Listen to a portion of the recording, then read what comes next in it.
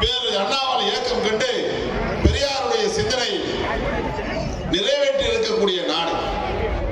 பேரறிஞர் அண்ணாவுடைய கனவை, பெரியாருடைய கொள்கைகளை, லட்சியங்களை 50 ஆண்டு காலம் தன்னுடைய தோளிலே சுமந்து திராவிட முன்னேற்ற கழகம் என்ற இந்த இயக்கத்திற்கு தலைமை பொறுப்பை ஏற்று இந்த நாட்டிலே பட்டி தொட்டி எல்லாம் சென்று கருப்பு சிவப்பு என்னும் இருவண்ண கொடியை ஏற்றி தன்னுடைய பேச்சால், எழுத்தால், திரைப்பட கதை வசனத்தால் இந்த நாட்டு மக்களை தன் பக்கம் இழுத்து பார்த்து பெரியாருடைய கொள்கைகளை, அண்ணாவுடைய சிந்தனைகளை இவரிடத்தில் புகுத்தி இந்த நாட்டில் சமரசத்தை ஏற்படுத்தி சாதி இல்லை, மதம் இல்லை, மொழி இல்லை, இனத்தால் நாம் தமிழர், நாட்டால் இந்தியர் என்பதை விரிவாக வலியுறுத்தி பதிவு வைத்திருக்கிற தலைவர் கலைஞர் இந்த மண்ணில உன்னுடைய பாச்சா பழிக்குமா சொன்னாரு. அழகாக கேட்டார், உன்னுடைய பாச்சா இங்க பழிக்காது.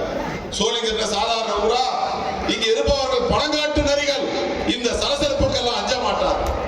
நீ 500 பேரை கூட்டிட்டு வந்தா நாங்க 50,000 பேரை கூப்பிடுற அளவுக்கு எங்களுக்கு சக்தி இருக்கிறது.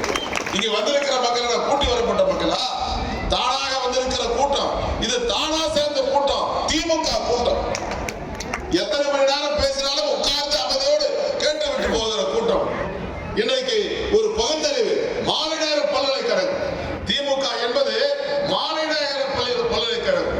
இந்த இயக்கம் அறிவு இயக்கம், இந்த இயக்கம் அறிவியல் இயக்கம். திராவிட கொள்கைகளை, பகுத்தறிவை அறிவால் வென்ற இயக்கம் திராவிட முன்னேற்ற கழகம்.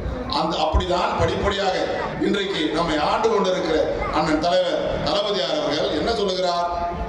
நான் பெரியாரால் பண்படுத்தப்பட்டவன், பேரறிஞர் அண்ணாவால் பண்படுத்தப்பட்டவன், தலைவர் கலைஞரால் உழைப்பு என்பதை கற்றுக்கொண்டவன், பேராசிரியர் தமிழ் பேச கற்றுக்கொண்டவன்.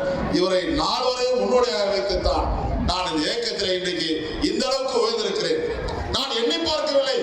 உங்களில் ஒரு சொல்லுகிறார், நான் எண்ணி பார்க்கவில்லை, தலைவர் கலைஞர் இடத்திற்கு வருவேன் என்று நான் எண்ணி பார்க்கவில்லை. நான் எண்ணி பார்க்கவில்லை, நான் தலைவர் கலைஞர் உட்கார்ந்த முதலமைச்சர் நாற்காலில் உட்கார வேண்டும் நான் எண்ணி பார்க்கவில்லை. ஆனால் கலைஞரிடத்தில் நான் கற்றுக்கொண்டது உழைப்பு, உழைப்பு, உழைப்பு. அந்த உழைப்பால் இன்றைக்கு முதலமைச்சராக இருக்கிறேன். உங்களில் ஒருவனாக, உங்களுக்காக தலைமை தொண்டனாக இருக்கிறேன் என்று அவர் உங்களில் ஒருவர் மிக அழகாக பதிவு செய்கிறார். தலைவர் கலைஞர் கூட ஆட்சி பொறுப்பில் இருக்கிற போது 24 மணி நேரத்தில் 18 நேரம் உழைத்தார்.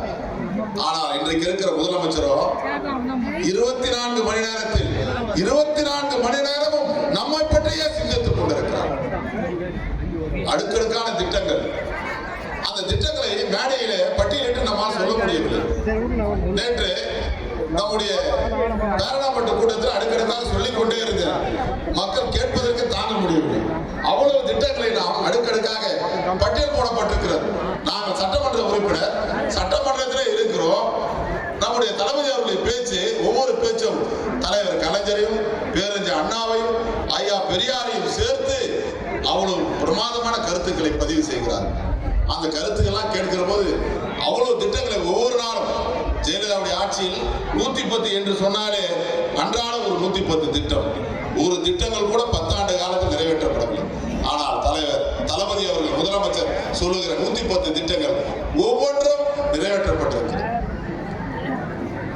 ஒரு நாளைக்கு சொல்லுகிறார், பெரியாருடைய பிறந்த நாளை இனி சமத்துவ நாளாக கொண்டாடுவோம், சமூக நீதி நாளாக கொண்டாடுவோம்.